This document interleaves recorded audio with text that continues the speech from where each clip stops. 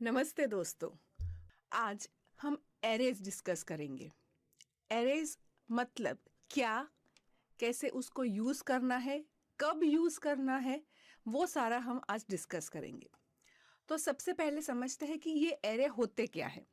हमने ऑलरेडी कहीं ना कहीं एरेज का यूजेज मैंने आपको बताया है, अगर आपको याद है तो। कहाँ पर स्पेसिफिकली जहाँ पे हमने फॉर ईच टाइप का जो इटरेटिव लूप लिखा है, वहाँ पे मैंने थोड़ा सा बताया था कि एरे जैसा कुछ होता है या कलेक्शन जैसा कुछ होता है। मतलब तब आपको थोड़ा सा ये अंदाजा आ गया होगा कि मतलब हमारा एक ही वेरिएबल यूज करके जब हमको बहुत सारे डेटा स्टोर करने हैं तब हम एरेज का यूज करते हैं। तो ये समझने के बाद अब हम इसको एक्चुअली ऑफिशियली होता क्या है एरे, वो अच्छे से समझ लेते हैं।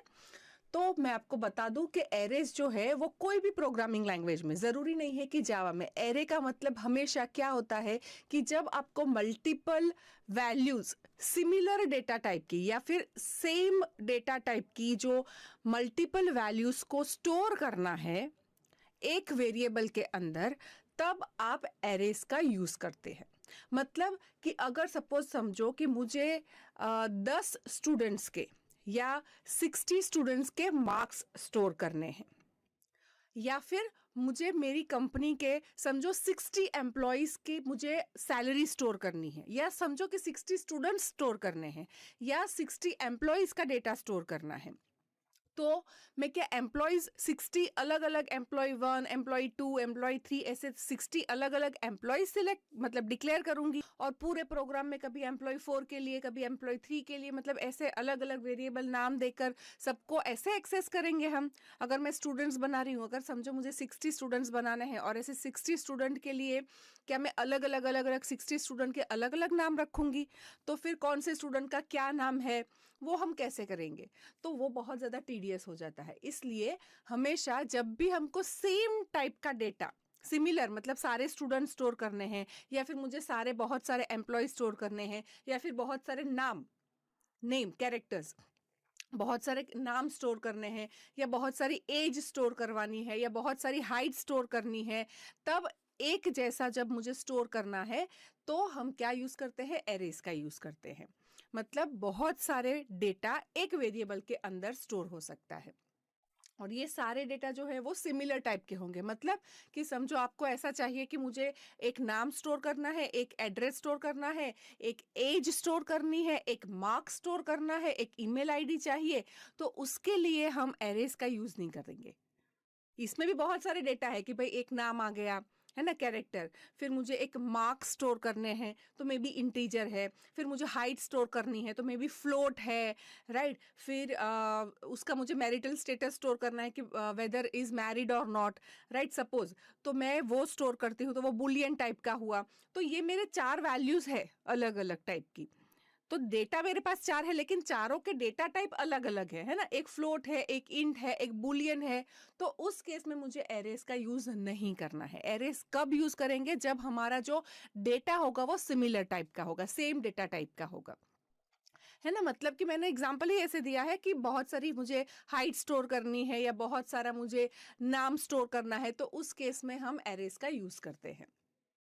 अब जावा में जो एरे है वो प्रिमिटिव टाइप नहीं है, क्योंकि प्रिमिटिव टाइप तो ऑलरेडी हमने डिस्कस कर लिया था। वहां पे क्या है? इंट, फ्लोट, कैर, फिर boolean, byte, short, long, double, float, ये सारे जो है वो हमारे प्रिमिटिव टाइप है। जावा के अंदर एरेस को स्पेशल ट्रीटमेंट मिलती है, वो होते हैं रेफरेंस डेटा टाइप। मतलब कि अगर आपको है मेरे पास, अगर हमको ये कभी भी जानना है तो एरे के पास एक स्पेशल प्रॉपर्टी है जो है लेंथ। एरे मैंने बताया वो क्या है? वो एक क्लास है, ऑब्जेक्ट है। तो हमेशा हम उसकी प्रॉपर्टी डॉट नोटेशन से एक्सेस करते हैं। तो नेम्स जो हमने एरे बनाया है किसी का नाम स्टोर करवाने के लिए, सीता, मीता, गीता, रीता, नीता, ऐसे 5 नाम हमारे पास नेम्स नाम के एरे में है।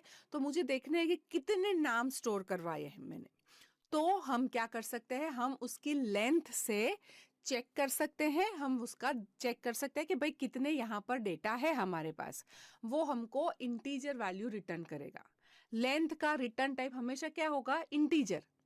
चाहे एरे स्टूडेंट का हो, बुक का हो, एम्प्लॉय का हो, नेम का हो, मतलब स्ट्रिंग का हो, एक कैरेक्टर का हो, फ्लोट का हो, इंट का है, बुलियन का है, किसी भी टाइप का आप एरे बनाते हो, लेकिन उसका जब आप लेंथ चेक करोगे तो लेंथ तो हमेशा ये काउंट करके बताता है ना भाई कितने एलिमेंट्स है, तो कितने एलिमेंट्स कितने नाम है, कितने नाम है, तो आप क्या बताओगे कि भाई 10 नाम है, 15 नाम है, न्यूमेरिक वैल्यू ही आती है ना।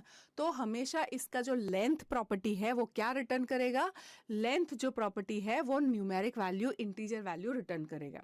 तो अभी हम प्रिंट करवा रहेंगे, तो प्रिंट में हमको क्या मिलेगा, प्रिंट में हमको मिलेगा 5, क्योंकि 5 एलिमेंट्स है, राइट। पिक्टोरियल व्यू में थोड़ा सा मैं आपको बता देती हूँ कि किस तरह से होगा।